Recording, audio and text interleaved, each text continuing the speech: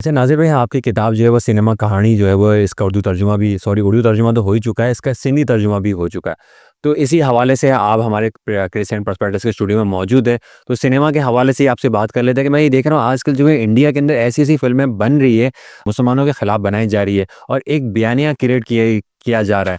तो ये क्या है? कौन-कौन सी मूवी है? इसी तरीके से एक शिवा मूवी है इंडिया में, तो इंडिया में जो रिलीज़ हुई है और जो इसने इतना बड़ा इम्पैक्ट क्रिएट कर दिया कि वहाँ पे हिंदू-मुस्लिम फसादात शुरू हो गए। तो ये इंडिया में क्या हो क्या रहा है? क्या क्या मुझे कुछ समझ में नहीं आ रहा है कि इंडिया जा कहाँ रहा है? कि इंडिया में भी शायद तालिबान बनाना चाहने की कोई कोशिश की जा रही है। तो अगर इसके ऊपर अगर आप हमारी रहनुमाई कर दें, तो बहुत अच्छा होगा। हाँ, देखिए 2 चीज़ें हैं। इसमें एक बात तो ये कि जो पार्टीशन के बाद अ, वहाँ कांग्रेस की हुकूमत रही ज़्यादातर।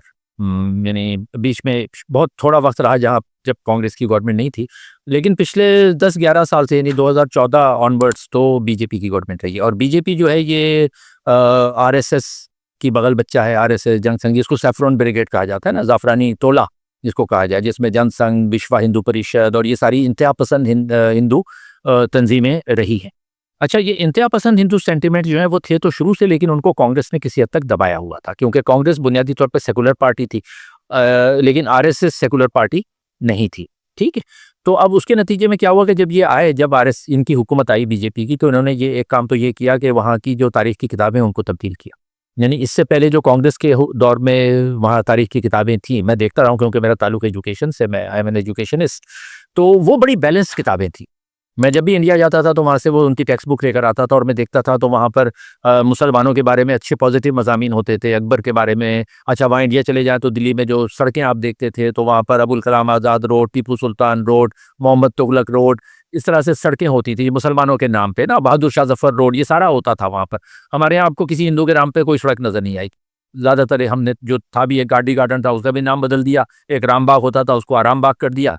तो हम तो ये काम पहले से कर रहे हैं। अब उन्होंने ये किया है कि बीजेपी ने आने के बाद एक तो वहाँ निसाबी किताबें तब्दील कर दी हैं और तारीख बदल के वहाँ एंटी मुस्लिम फीलिंग्स को ये लोगों में डाल रहे हैं, ठीक है?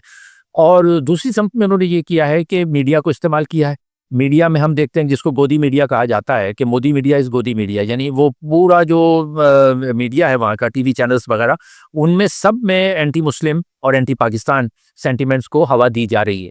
क्योंकि ये इस तरह से इनकी तंगनज़री और नफ़रत पे मबनी जो सियासत है, उसको हवा मिलती है, ठीक है? तो ये चूँकि हिंदू अक्सरियत में, तो हिंदुओं को ये यकीन दिला दिया जाता है, जो पॉपुलिस्ट लीडर का काम होता है कि ये अक्सरियत को ये यकीन दिला दिया जाता है कि तुम्हारी असल वजह जो है परेशानियों की, वो एक मखसूस अक़लियत है। जैसे पहले यहूदियों को टारगेट जर्मनी में किया गया, तो वहाँ जर्मनियों को कहा गया कि ये यहूदी हैं, जिसकी वजह से आप मसाइल का शिकार हैं। खुद पाकिस्तान में हमारे यहाँ किसी एक ख़ास अक़लियत, किसी मज़हबी ग्रुप को जो बेचारा कितना भी मामूली सा हो, उसको टारगेट कर लिया जाता है कि ये हैं जिनकी वजह से, हालाँकि मजमूई तौर पे देखा जाए तो वो अगर 1% भी नहीं है, तो वो मजमूई तौर पे बिल्कुल, कादियानियत। क्या क्या करेंगे? तो नहीं, सिर्फ़ कादियानियों की या अहमदियों की बात नहीं है, यहाँ तो हमारे यहाँ तो हिंदुओं को भी हमने देखा। प्रियंका कुमारा शायद नाम था, जो सियालकोट में, उसको हाँ। मार दिया था, कहीं पर मशल खान को मार दिया। तो हमारे यहाँ भी ये नफ़रत की सियासत तो हो रही है। तो लोगों में वो सेंटिमेंट्स आ गए हैं कि जो लोग नॉन मुस्लिम हैं पाकिस्तान में, उनके खिलाफ एक सेंटिमेंट्स आ गया है, ठीक है? उसको इंडिया में इस तरह से किया गया है कि इंडिया में जो मेजॉरिटी हिंदू हैं, उनको एक ज़हन-साज़ी की जा रही है कि मुसलमानों की वजह से आपके मसाइल हैं और इसलिए वो पाकिस्तान के खिलाफ फ़िल्में बना रहे हैं और मुसलमानों की भी जो तारीख़ी शख्सियत हैं, उनके खिलाफ भी फ़िल्में बना रहे हैं। मिसाल के तौर पे पद्मावत पे जो फ़िल्म बनाई गई थी, वो असल में वो जायसी का एक की किताब थी, उस पर वो पद्मावत बनाई गई और वो पद्मावत में जो अलाउद्दीन खिलजी को दिखाया गया, वो पाकिस्तान में भी चली वो फ़िल्म और उसमें अलाउद्दीन खिलजी को एक बड़ा मज़ाक़-ख़ेज़ किस्म का कैरेक्टर बताया गया है। अच्छा, और इन फ़िल्मों में वो ज़्यादातर अब ये बतला रहे हैं कि हमने तो तारीख़, जो इंडिपेंडेंट हिस्ट्री है, आज़ाद तारीख़ है, उसमें हम ये जानते हैं कि जी बहुत सी ऐसी जंगें थी जिसमें मुसलमानों की फ़तह हुई। जभी तो मुसलमान कब्ज़ा कर पाए पूरे हिंदुस्तान पे।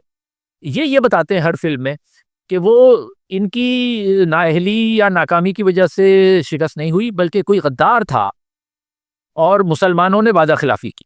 जैसे उस पद्मावत में भी ये दिखाया गया है कि अलाउद्दीन खिलजी आते हैं तो जो हिंदू राजा है, वो यकीन कर लेता है उनके वादे पे और अलाउद्दीन खिलजी जो है वो वादा तोड़ के पीछे से उस पे हमला कर देता है। तो ज़्यादातर फ़िल्मों में ये दिखाया गया है कि जहाँ पर शिकस्त हुई है, या तो ये बतला रहे हैं कि जी हम हारे नहीं, हम जीते हैं, तारीख़ गलत है, या अगर कहीं हारे भी हैं, तो वो इनकी अपनी नाअहली की वजह से नहीं हारे, बल्कि इसलिए हारे हैं कि वो मुसलमानों ने धोखा दिया और खुद इनके अपने अंदर कुछ एक दो गद्दार मौजूद थे। तो ये बयानिया बड़ा खतरनाक होता है, क्योंकि उसमें ये बताया जाता है कि जो भी आपको चैलेंज करे उसको गद्दार करार देते। तो जैसे हमारे यहाँ होता था ना, किसी ज़माने में कराची में नारे लगते थे कि जो क़ायद का गद्दार है वो मौत का हकदार है। तो क्या मतलब है भाई, अब आपसे डिसएग्री कर रहे हैं तो आप मौत के हकदार हो गए। तो वहाँ पर यही है कि अगर आप बीजेपी के जो इंतहा पसंद हिंदू नैरेटिव है, बयानिया है, उससे आप इख्तिलाफ करें तो आपको गद्दार करार दे दिया जाता है। आज अच्छा, इसमें सबसे ज़्यादा मुतासिर होते हैं आम लोग, क्योंकि आम लोगों की ज़हनी सलाहियत इतनी नहीं होती। जैसे अब ट्रंप जीत कर आया है तो ट्रंप को आम अमरीकियों ने वोट दिए हैं, क्योंकि वो टारगेट करता था बाहर से आने वाले लोगों, तो वो जीत कर आ गया। इसी तरह यहाँ पर मोदी जो बयानिया देता है, तो आम आदमी जिनमें ज़्यादा सोचने समझने की सलाहियत नहीं होती, जिनको तारीख का शऊर नहीं होता, उनको अगर ये बताया जाता ना, मिसाल के तौर पर जैसे मैंने अभी मिसाल दी ना कि कराची में बताया कि जी महाजिरों को ये मसला है कि जी दूसरे लोग आ गए, वो आप आके आपके ये सिंधियों के खिलाफ, पंजाब पंजियों के खिलाफ, पठानों के खिलाफ, सारे हमने फसादात देखे हैं 30-40 साल में। तो ये फीलिंग जब आम लोगों में आ जाती है ना कि आप किसी दूसरी कौमियत को, किसी लिसानी गिरोह को, किसी मसलक को, किसी मजहब को टारगेट करें, तो ये एक आम आदमी के लिए बड़ा आसान होता है इस चीज़ को तस्लीम करना। लेकिन इसके असरात समाज पर बड़े तबाहकुन होते हैं। तो इसका असर इंडिया पे भी बहुत बुरा पड़ रहा है, पाकिस्तान पे भी बहुत, पूरे खित्ते पे बहुत बुरा पड़ रहा है। और मुझे अंदाज़ा नहीं है कि ये जो नफ़रत की सियासत हो रही है, इसका अंजाम क्या होगा। यानी बस यही कहा जा सकता है कि खुदा खैर करे, क्योंकि अगर ये न्यूक्लियर उसकी तरफ जाते हैं, जिसका इम्कान बहरहाल मौजूद है, तो हमें बहैसियत बाशऊर शहरी की ये कोशिश करनी की चाहिए कि हर किस्म की जंग की मुखालफत करें और कहा यह जाए कि जी आप जो है वो मिलजुल के बैठकर चीज़ों का हल करें, और ये जंगी तबल जो बजाए जा रहे हैं, ये जंगी तबल बजाने बंद किए जाने चाहिए।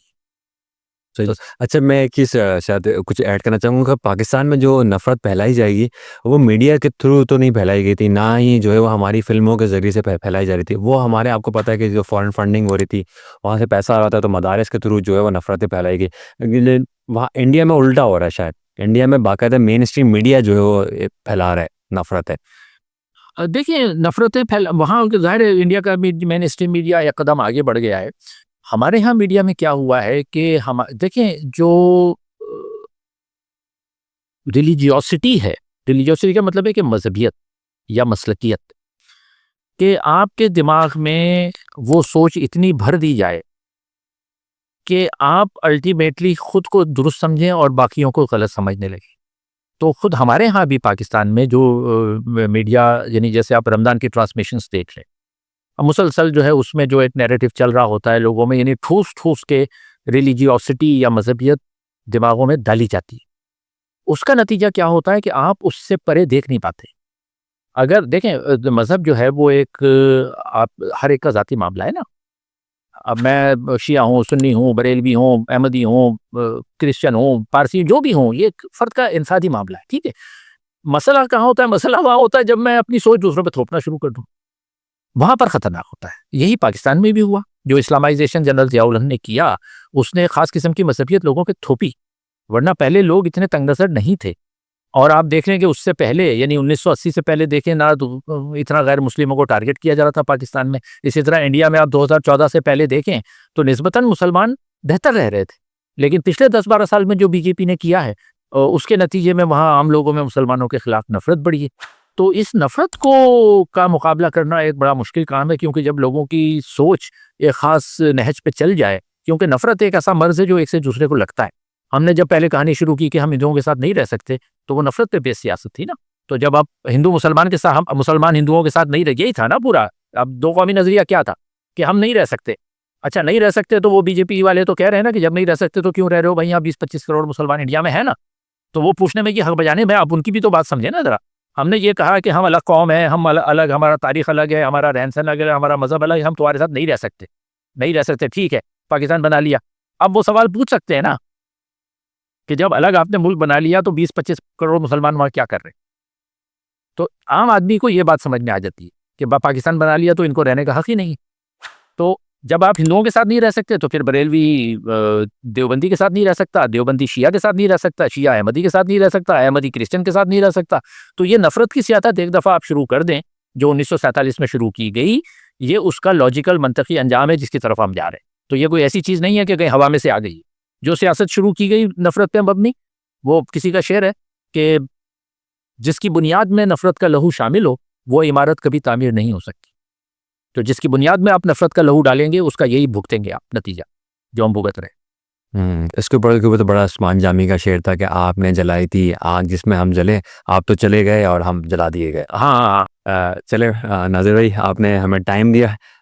उम्मीद है कि इंशाल्लाह हमें आप वक्त देते रहेंगे और हमारे चुपते हुए सवालात का जवाब देते रहेंगे। तो इंशाल्लाह बहुत शुक्रिया। अगर आपने हमारा चैनल द क्रिसेंट पर्सपेक्टिव्स को सब्सक्राइब नहीं किया तो सब्सक्राइब कर लीजिएगा। बहुत शुक्रिया। अल्लाह हाफिज़।